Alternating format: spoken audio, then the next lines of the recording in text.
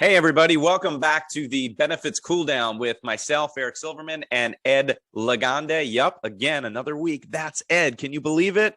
Ed, listen, last week we had an incredible conversation, at least I think so, about ultimately our employers making decisions on behalf of the employees in the most efficient and positive way for their company and their culture. And we talked a lot about potentially having focus groups. What happens, though, as you can imagine, is if you have a focus group and it's considered a safe space, right? Quote unquote, safe space, then you're encouraging employees to actually share their personal feelings on anything and everything that you're talking about. In our case, we're talking about employee benefits, what they currently offer, what they'd like to see offered in the future, what we're potentially thinking about offering. So with that comes potential for, positive feedback's great, right?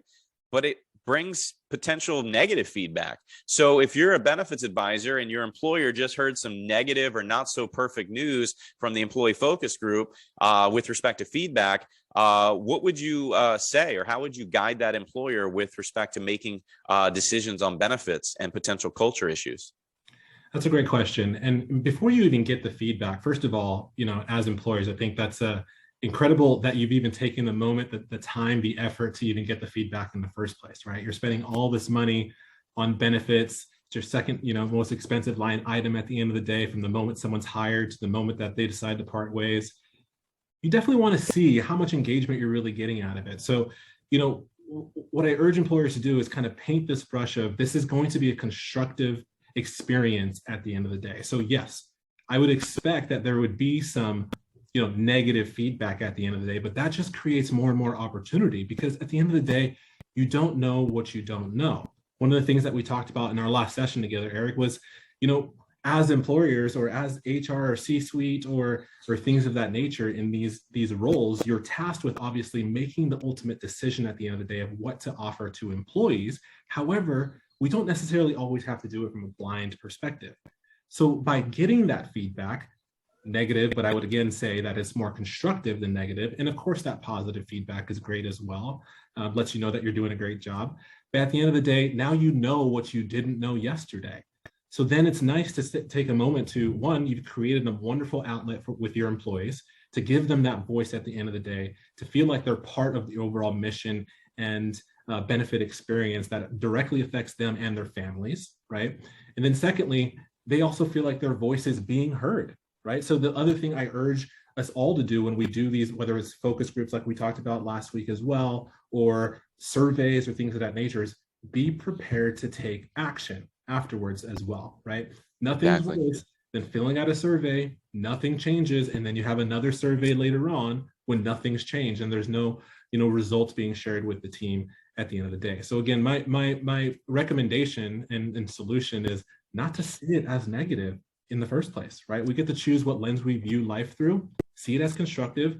Now you have the amazing ability to see. You've got Joe Smith, who's got a family of 4 and, working on this particular salary. This is what their needs are. And then you've got Samantha on the other side of the country, who's maybe single and is just focused on their career. They have very different life goals, very different life stages. Now they've shared those particular experiences with you. You've created better stickiness, employer and employee.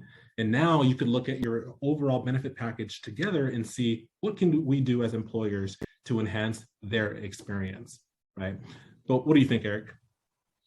I think you hit the nail right on the head. And what I really like what you said about take action.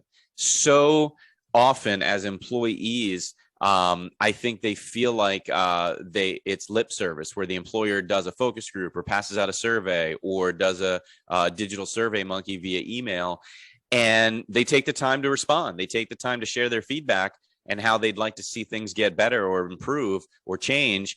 And yet 3-6 months later, a year later, a similar survey goes out with the similar questions, and yet nothing has changed. So I really do think what you said, the key there as a solution as benefit advisors, is we need to hold our employer groups accountable to taking action, Doesn't have to be 50 things all at once. If it's a 10 question survey or there's 5 topics on a focus group, just pick one and then slowly but surely over the many months start implementing more and more updates and change for the positive. So appreciate that. Listen, I appreciate you as always, and I appreciate you as the viewer, the listener, the person tuning in each and every week. This has been another episode of the Benefits Cooldown with myself, Eric Silverman.